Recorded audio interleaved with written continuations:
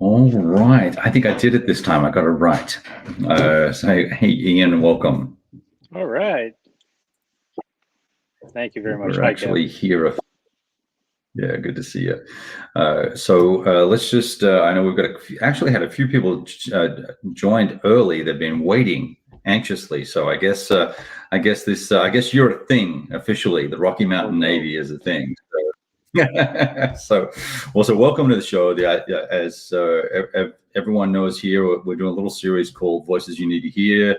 This is our fourth one, and Ian's been gracious enough to join us and have a chat. And we're doing something a little bit different because Ian doesn't have a YouTube channel yet, but he does have a fan, and he won't have a YouTube channel. There we go. So there's our first question answered.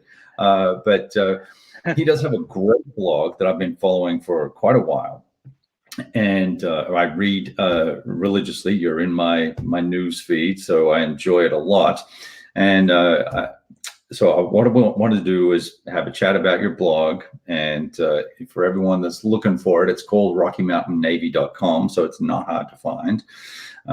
So I'll type that in the comments in a minute, but we'll get after it in a sec. But yeah, there you go. So let's just see if we've got knuckleheads joining us. We do. So we have Cataclysm Now is here, and John and Jeff from Hex to Hex, and I saw that Charles joined earlier on as well. So welcome, folks, and we've got sort of a half a dozen or so folks here already. Yeah. So, okay. So Ian's your real name, and Rocky Mountain Navy. We could probably guess what that meant, but why don't you tell us a little bit about what that means and why you decided to use that name for your blog? Well, first off, I was actually born in Colorado, so I am a Rocky Mountain boy of sorts. But in the later part of my military career, I was in the Navy, and I was stationed in Colorado. So it just seemed to be the thing to do. Is the Rocky Mountain Navy. People were always asking, "What is the Navy doing in Colorado?"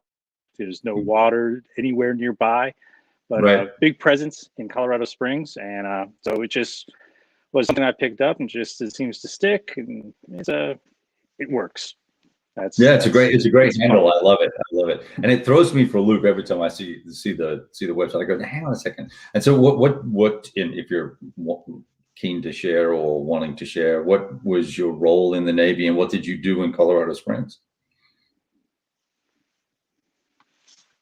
I was a naval intelligence officer, and I was working in Cheyenne Mountain, Colorado Springs, the NORAD Northcom command there, standing watch on the mountain, the old classic war games scenario where you're sitting there with all the screens, watching out for the big nuclear war and other things these days. But it was that the other things, terrorism. So let's see, so fun stuff like that.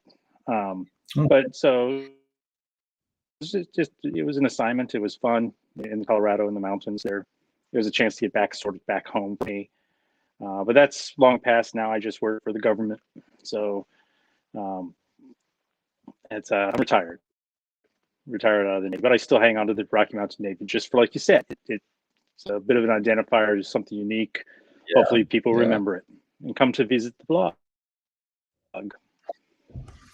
Wonderful. Well, that's cool. Well, so I guess so you may have participated in official wargaming activities then while you were in the Navy in Colorado Springs. Would that be correct?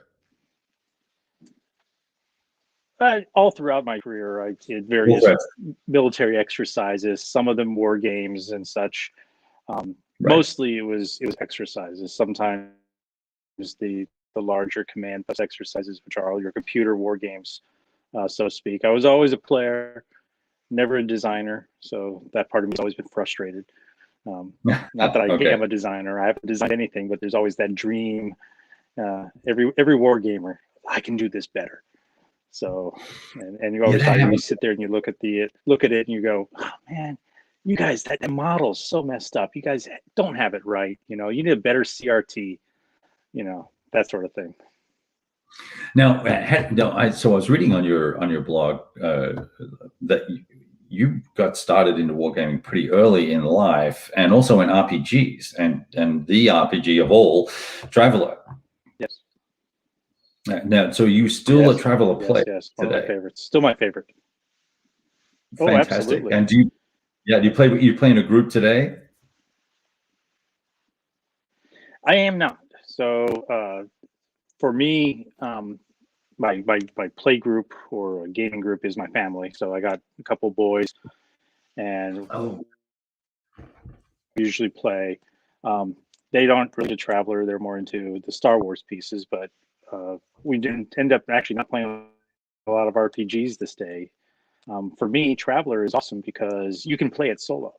I mean, it's all the game. You have the game of character creation, the game of creating a sector. You can do a simple trading game, a simple exploration game. There's some modules out there that help you play solo, but it's always a game within a game. And then the Traveler universe has spawned off several like war games, board games. There's a card game out there and that sort of stuff. And you can sit down and just play the solo. You're still part of the universe. You're still immersed yourself in the setting. That's one of the reasons I still like it even after all these years, is because you could always pick it up and play something 5 minutes, 10 minutes, hour, 2 hours, half a day. It's a wonderful setting and always open. fantastic. Yeah, I have, full disclosure, not played. Own a couple of the modules, read bits and pieces, and always gone, wow, this looks really interesting, but I have no idea what I'm doing. So D&D was Just my have fun. poison back in the day. Just get started. Yeah. All right. I follow my own advice about doing things. Just go do it. Right. Exactly. Yeah. So what about wargaming though? So how did you get started into the wargame world? I think people will be curious about that, and I want to talk about your blog. So I was 11 or 12 years old. We were walking around one of the malls in Southeast Denver, and my mom was a professional cake decorator. And somewhere in one of these malls, in the second floor, in a back corner, was a cake shop, some sort of a hobby shop or something that she used. So I was up with her, and we walked around the corner, and there's this other store there called Fascination Corner. And it's like, my mom's there. I'm going to go over to take a look. I walked in, and I had no idea what I was walking into, but it was a game store.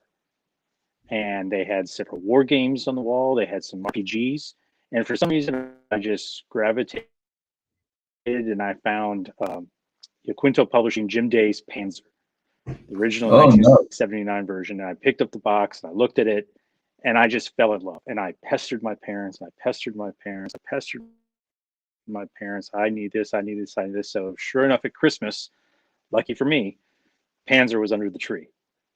And I broke it open, and for a guy who had never played anything beyond like Waterworks and Monopoly, it was just a totally different world. But I was really into tanks and airplanes. I had like a couple of like the James books that I could have found in some bookstores and that sort of stuff. I was just really into the equipment and everything, and so I got this game. I was like, oh my gosh, wow, I can fight these tanks, and I just went from there. Ended up getting my neighborhood, some of my friends into war games. So we did play the military war games, the World War II stuff. We immediately gravitated over to Starfleet Battles, the original version, which is not Accountants in Space. Just the simple little pocket folios that came. But we played that and started. I have a miniatures collection that goes with that. I had a giant ping pong table in the basement, so we could have these huge space battles going through. And it just, since 1979, never looked back. That is awesome. Okay, so you've been at it a long time. Too long. But no, it's been fun, and it's been Right. it's been a great experience, because it's always been something that okay. So I already said it. I was naval intelligence, so picking up a game like Larry Bond's Harpoon was just like, okay, let's see, what does it say here? Okay, what does it say over here? but you could very simply, throw something out, game it through, think about it, and start understanding relationships of different pieces of the battle. Yes. And that's really that's what kept me involved. But it's just plain simply fun. I went through a whole stage of RPGs, but I'll admit that as long as I've been playing it, I actually fell off the wagon. So the early 2000s, most of the time through the 2000s was pretty much a dead time. I had pretty much dropped out of the hobby, hadn't done much. But it was I was here in the DC area. I saw this thing for Connections, which is a professional wargaming conference, and I went. And I have to really give credit to Uwe Eichert from Academy Games. I ended up sitting down with him, discovered the Conflict of Heroes series. He turned me on to several other board games because I had no idea what was going on in the board game space. I had picked up a couple of games. I had Catan, but it was like, okay, it's my boys have to grow up a little bit before I can really play with them. But starting in 2016, all of a sudden I rediscovered everything, and jumped off from there. And even though I started blogging before that, just sort of as a therapy piece, just to write something, it wasn't until after 2016, 17 that I really got into the hobby and dug back in, especially into wargaming, and tried to make up for. And my wife reminds me, I tried to make up for a lot of missed years. So buying this, buying that, and trying to play. So here I am today.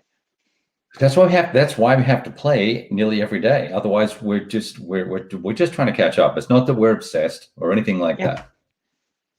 No, absolutely not. We're just maintaining proficiency. Exactly. That's exactly right. Well, so the same thing with your blog then, because it seems like your early posts compared to your more recent posts, like your current series on Kursk, is pretty detailed, and you're looking at it from a multi-game perspective as well. So you're digging into the history. You're quoting chapter and verse from Glance. The Eastern Front authority, if you want to call him that, right? And then you've got obviously other authors who are Kursk specific and things of that nature. So you're really digging in multi-thousand word articles, lots of quotes and detail, and then some of the gameplay as well. I've got some questions about some of your comments in the blog, but tell me about the blogging and was that you mentioned it was kind of like a therapy for you, but so tell us what was the catalyst for getting started with writing about the games you play? Like, so because you're not doing narrative stuff that I've seen. You're really writing about the game. So by education, I'm a history major. And then in the more recent years, I started really breaking down into the games and looking at the game systems and trying to see how the games model back the situation, what level of abstract and that sort of pieces. So my early blog entries were more just, hey, family, play the game, yay. I don't really like doing after action reports, because when I play a game, and many times I sit down and play a game solo by myself, I don't really play the game, start to finish in all like one bit. Sometimes I'll go through and what I started doing more recently, you see with like the Kursk books and stuff, is I go and I read some of the history. I discovered, you know what, I really want to dig into this game or dig into these games. So I go read some history, then I start playing the game. And then I'm like thinking about, okay, what was in the history? What is being reflected in the game? How are they working? How is it not working?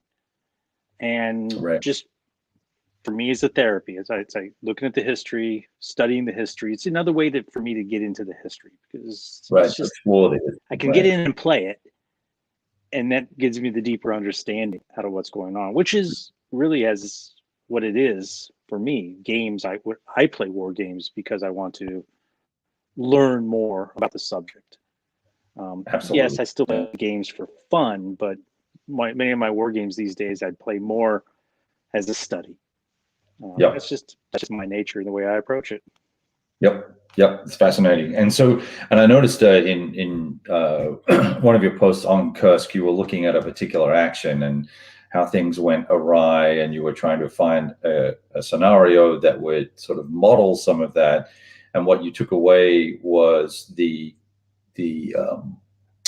perception of the action versus the historical scenario on rails, and that was valuable to you both as a player and as a historian. I saw, at least that's what I took away from the reading. Yes, I mean, so I think this gets at the classic problems of war games. You got people who want it to be a simulation, and people who want it to be a game. Right. I used to be a very, very strong simulationist. I mean, I was playing Harpoon. I was playing J.D. Webster's Fighting Wings series. I was all in on like the Panzer, MBT sort of stuff, because that was very, very close to reality. It was right. Real. I mean, you look at this, my penetration goes here and it's going to hit here at this angle. And more recently, I've come out to say, you know what, that's great, but it doesn't really teach me anything. So I started looking at the games, especially, I think it came through in the Kursk articles. Games has not duplicative or strictly recreating the battle or situation, but recreating the situation and putting you into that situation to see what you would do. So all of a sudden, armor penetration isn't as important as, hey, wait a minute, my tanks are moving, right? My infantry's, but all of a sudden in Kursk, you ended up with the tanks getting bogged down in this marsh that you didn't know was there. So now you got to bring up the engineers. Did you plan on that? How long is that going to take? Oh, wait a minute. How do you keep the offensive going without your tanks, but you need your tanks? So just the recreating the situation and making you understand. So go back and read the history. Not just, it wasn't just a tank, but the whole situation, whole holistic situation of what was going on, and learning more about that and understanding it better. That's fantastic. Yeah, and I think that's you know, a lot of folks are driven by the war games and the books. You know, whichever's chicken or egg.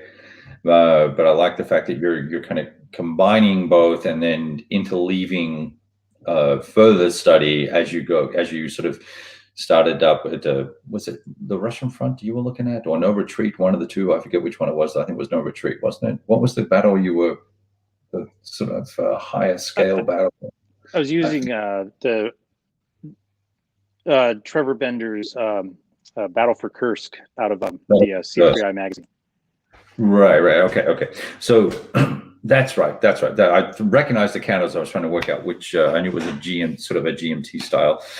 So doing that and then taking it the next level down is really, really great. I love that. I may steal that idea. So that's cool. What I find is thanks. I like to, you know, I'll read a book. So I read Dawn's Early Light on the African front, and the Med, and just digging in on that. That drove me to want to play more African front themed games, and then I'd be recollecting about the book, but not revisiting the book as per se, right? So I like the fact that you're sort of taking out chunks of the story along. I did do a little bit of that with Ariete. I found a couple of sort of detailed after action reports of, you know, what happened before and after the battle, to try and pad out the context of the battle, if you will. So here was my play. Here's what happened. It was the lead up, but then here was the aftermath. So I think there's lots of different ways you can tackle it, which is kind of cool, right? That's part of the fun of the hobby and the blogging. Yeah. What's that? I'll just warn you, you're going to start down a bad path. because, well, I say fun way. I Yeah. have a part of what's for me is I have a used bookstore nearby. So every once in a while, I go over there and peruse the shelves. So doing the Curse series, but I already have the next one in the hopper is coming is going to be on Arnhem, because I picked up um, Anthony Beever's book on Arnhem. And so then, of course, I had to go out and find an Arnhem game. And as luck would have it, I found a local guy who was trading a 144 from GMT. Cool. So voila, I have my next series. Fantastic. To do the same thing. Read the book.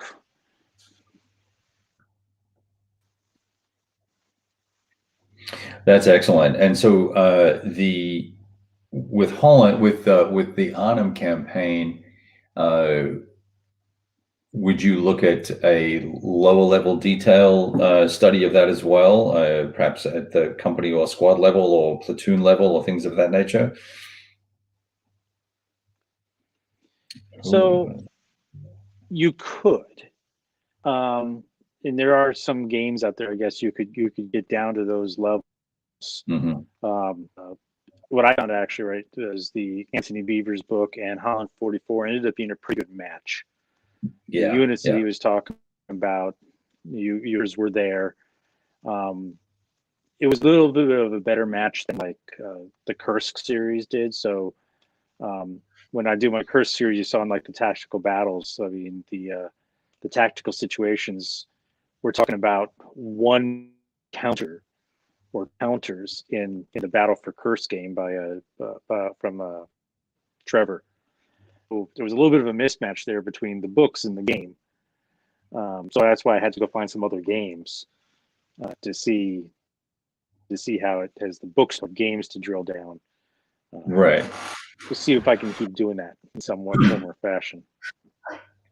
Yeah, Eastern Front's difficult in some ways just because of the sheer scale. You could probably design a dozen games on the Battle of Kursk and all the different actions that went on there if you really wanted to sort of dig into it, things of that nature.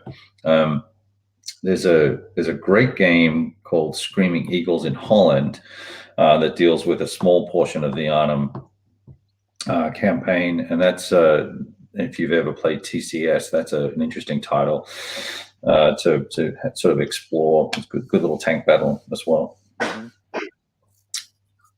And so tell me a little bit more. So when you're writing, what you're exploring history. Where did you pick up your knack for your writing? Is that papers in college, or is that do you write in other modes as well, or because you have a great turn of phrase? Thank you, but my job requires me that I write a lot. So sometimes I just simply I don't consider myself a great writer. Many times I'm sort of writing stream of consciousness out of it. I'm not. I'm not very serious about my writing in some ways, because I'm not like trying to find a particular voice or something. I just am just. In many ways, I'm expressing my love for the games. Sure. Sometimes I question the games. Sometimes I wonder about the games, but at expressing my love, trying to convey the fascination that they can deliver. I mean, it's not just education; it's also just the fascination. You sit down, you play, as you play a game, and you go, "Wow, wonder that they did it that way." You know, the wonder that happened. Or you say you play a game and you go, "There's no way." I mean, the classic games like even like a Battle of Midway game. I mean, you can play Flat Top, you can play Pacific Fury or something like that 100 times, and you'll get the real Battle of Midway maybe once. Right. Because in many ways, some of these battles, the history was the wild card. That was the outlier. So that's what you were stuck with, and you got to sit there and then you discover that, and you go like, and you realize then just how fortunate or misfortunate history could be. Yeah, it's interesting, isn't it, that when I look at the Pacific, I get really frustrated because of I don't know. While there are a lot of casualties and a lot of death and mayhem, the actual number of significant engagements where you could build, I guess, models around air combat and models around naval engagements is pretty sparse, and it tends to. I think it makes it hard to create gaming models or gaming systems for for the conflict in the Pacific, just because most of the circumstances are so odd anyway, right? So it was you're getting stuck with a night battle where one force literally sailed right through the guts of another, and there was just people were blasting at point blank range, and then it was over. It was Savo or something like Savo, the Battle of Savo or something like that. I'm horrible with the Pacific stuff. I'm still learning. But then you've got in the air war, same thing where you play a war game and you go, now, why didn't anybody die there, right? Or why did so many people die, aircraft die in that engagement that I'm rolling the dice for, when that didn't happen at Midway or wherever? So anyway, I get frustrated with the Pacific. Help me understand that. You're a naval guy. Tell me what's wrong with the systems. What's wrong with the history? So I think sometimes. So this is where you end up with games and not simulations. Right. I think so many people, when they play a war game, I mean, they want to blow things up. So the models drive them to that way, and you end up with so many like unrealistic situations, because the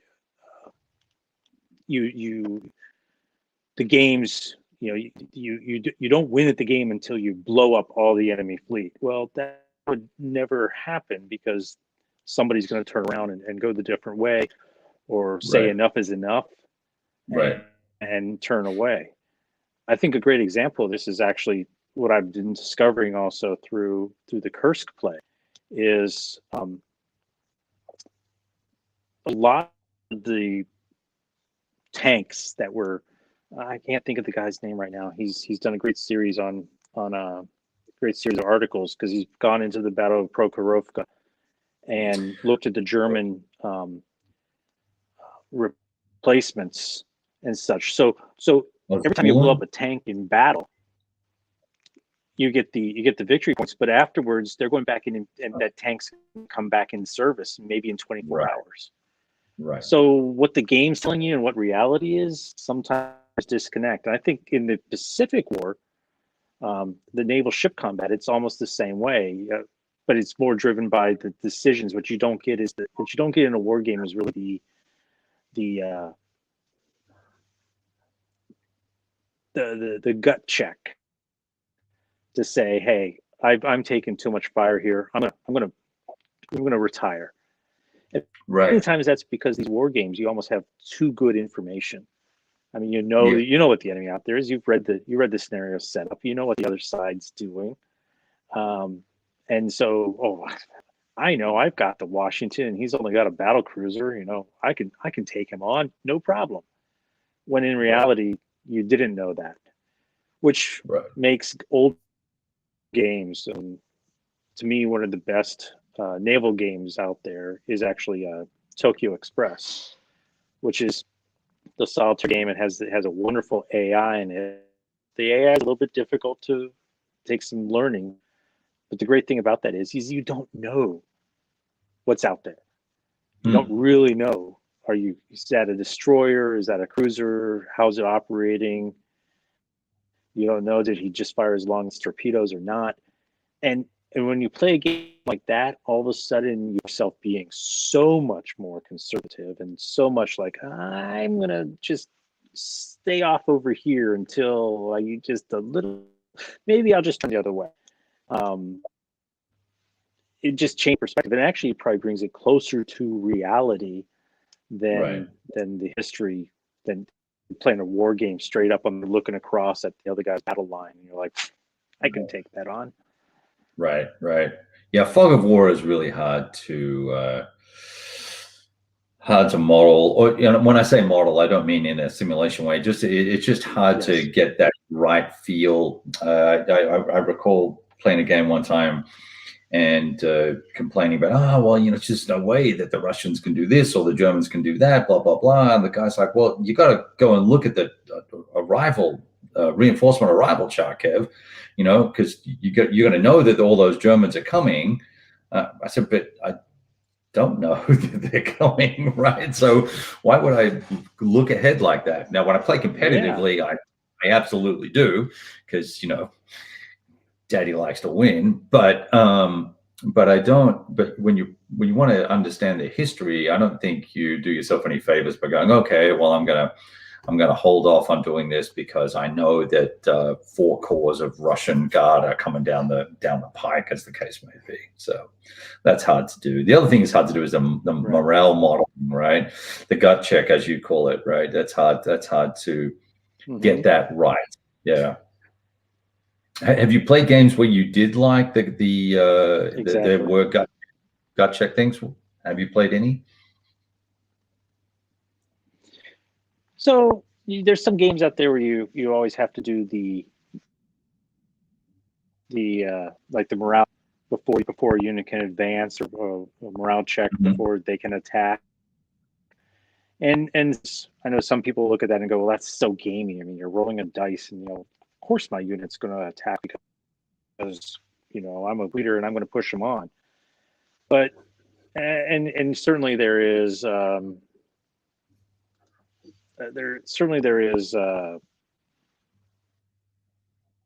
there's something to that, and yes, it is a little bit gamey, but sometimes that's what you need to get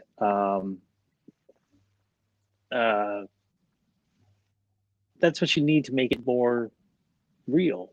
And not that I'm looking for realism in a war game, but I'm trying to get back to that same, to put myself in that mindset, or simulate that situation where we're, and say what was going through their mind.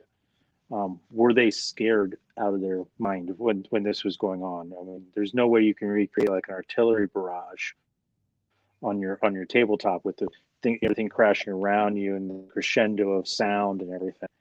But some of these games, something like a morale check, at least it tries to get there. Right. Some games, and I was wondering, since you were talking about doing Pacific battles, I have an article coming up for Armchair Dragoons on Combat Commander Pacific. And that's it's another game that's been over a decade now. I missed it. I'm catching up on it now. That one's interesting because it really doesn't. It's a war game in that it has hex encounters, but everything else is cards, bait cards, event cards there. And no dice roll. It's all on the cards. And it's a very gamey approach, but spoiler alert, I think it's actually very realistic in how it portrays some of those battles. And I love how Chad Jensen was able to bake the different differences of the forces into the model, and it comes out that way, and it comes out organically in the game. And I really enjoy that. Yes, it's maybe more gamey than some grognards out there would want, but so over time, where I used to be so simulation, now I'm more checked. Right. Well, I think the chaos factor with the cards certainly allows you to get the right feel of the fog of war and your inability for the forces to do what you want it to do, right? until you get guys that learn how to that sort of start counting cards, literally, right? So because there are key cards, right? The key fire and move cards. If you keep track of those, then that kind of, I learned that the hard way. I actually played in a tournament, and I could finally realize that this dude, that one of the guys I was playing against, was counting the cards. I was like, "You bastard!" Like, that's how much they've played. They know there's X. I don't know how many fire cards there are, but there's X number of fire cards. Like, that's not fair. We're supposed to be having fun here. Yep. Yeah. So it looks like we got a few people. So my boys do the same thing. We play a lot of Academy games, 1775, 1812, 1754, and my youngest one, he knows all the cards. Oh wow! He knows what card there, and so playing against him, sometimes you just like, he's like, "Oh, you have that card in your hand," and you're like, "Shut up." What a little. It's when you play just for fun. It's when you just strictly play for fun. That is no fun at all. No, that is good. And how old is he? He's 17. 17. Okay, all right. And so, what's how many boys do you have, or children? I should say, not that we want to distinguish between them, but I'm assuming mainly the boys play. 4 kids. 4 kids. I got two boys at home right now that are my game partners. So we try to do like a Saturday night game or Friday night game to get something. Usually, we like the multiplayer war games. That's why the Academy games ends up on the table. Although if you've never played, Enemies of Rome from Worthington Publishing, that'd be a brutal take that game. And of course, my youngest guy loves that too, because he knows the cards. Actually, knows the cards. So every time I play, it's brutal, and I just get destroyed because they're all like, "Oh yeah, Dad, here," and I'm dead. Wow. Interesting. So now, and the so you'll get a three player going or something like that, and then you have 2 other children that are, I guess, are out of the house, right? Yes. Yeah. Okay, that's cool. Well, good. Well, so so you say you're going to do the Arnhem series next. What are your longer range plans for writing? I don't really have any. Good. I love it. I go back and forth every once in a while. I go back and forth every once in a while, going like, at one point I tried to do, okay, let's do a minis or a model Monday, because my boys and I were doing plastic models, a threat Tuesday, something sort of current affairs, a war game Wednesday, RPG Thursday, family Friday, right? The simple Saturday or something. I thought about that, but when it comes right down to it, I'm not committed enough on my time to have like a weekly schedule. I go in spurts. Right. I'll just write when I feel like writing. I'll write what I feel like writing. And once you start doing all these series and things like that, and special days, then you're committed. Now you got to come up with content, right? So now you're on the hook, and you start building expectations with readers and things like that, which is one of my biggest problems as well. Is I'll start a series, or I'll start doing something, and then like, oh no, gosh, now I got to come up with another thing for Wednesday, right? So that can be tiresome. I'd much rather just roll where the whims take me, right? Which is cool. Well, good. Well, look, I appreciate you taking. I'm the same. Exactly. Yeah, that's cool, man. That's cool. I was just going to say, I just want to say thanks for taking the time to have a chat with me and hanging out. I just want to see if we did have one question up here that someone was asking if you had a favorite naval war game, and I'm guessing that might be which one did you mention earlier on? Tokyo Express, right? Yeah, evil war games. Wow. There's so many. I mean, although it's very simulationist, I still love the Harpoon. Right. These days, I'll have to say, my current favorite. Well, I love the Fleet series when they came out, but these days I like the South China Sea. I was going to ask you. That's coming from Compass Games, John Gorkowski with Compass Games. That Right. is, I call it the spiritual successor to Fleet.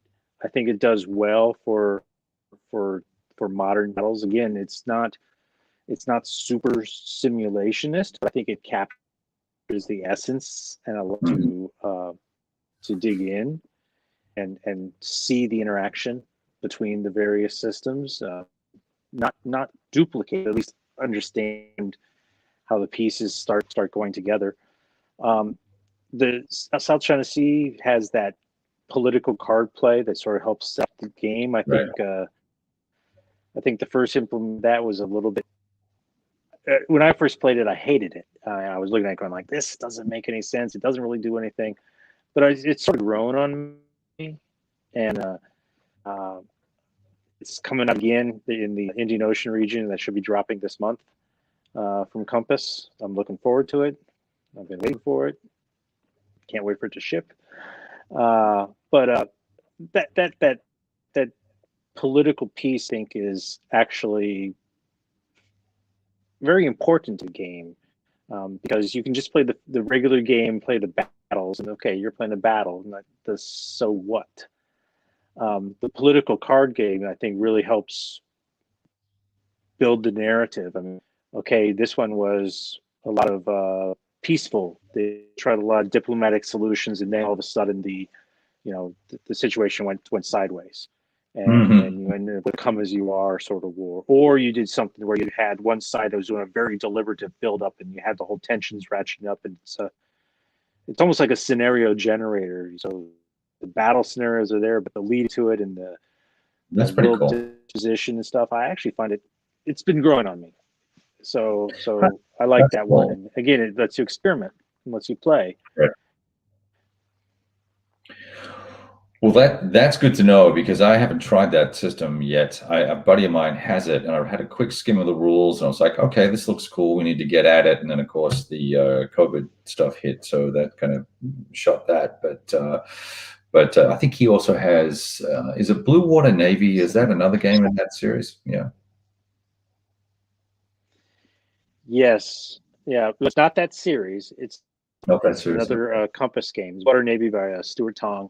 That is, I love it. The rule book is somewhat of a mess. It sounds a little bit hard to follow, but one great thing is Stuart's on the BGG and Consim. He's out there. If you got questions, drop them out there. He'll answer them. He's been great about it. There's a lot of good community support that's come up with player aids and stuff that'll help out. If you first time through the rule book, you're probably shaking your head, going like, "Oh my God, this is just a raw mess." Hang with it. For anybody out there who wants to try it, hang with it. Sit back, soak it in, and eventually it'll click. And then you're going to see like, wow, this is actually a really, really neat system. And again, it's a much, in some ways it was a little bit out of my ballpark, because Harpoon simulationist. This one here, you got cards. What am I doing? I'm playing a card in the middle of a battle. But I mean, the game itself is actually sort of an ode to Windstorm Rising. There are cards there. You can redo the Dance of the Vampires cruise missile attack in the book if you play the cards right, which is beautiful. I sit down, I play, and the cards are starting to fall. I'm like, here we go, and then another card falls, and I'm like, okay, well, that didn't work this time, but almost. I'll get it next time. That is great. Well, good times. Well, man, thank you for chatting. This has been good. I've enjoyed it, and I think, yeah, no, it's great. We're happy to have you back. anytime. And then if you're watching, let's go hit the blog and click the subscription button and get the writings in your email box, which is what I do. So I appreciate it, and we'll catch everybody actually probably next week with the next individual who is the one of the up and comers like Ian here, writing for us and sharing his stories and his view of history. So thanks, man. Come on, it's all good. All right, thanks everybody. Thank you, Kev. Appreciate it. Yeah, no worries, Ian. Thanks, everyone. Have a good night.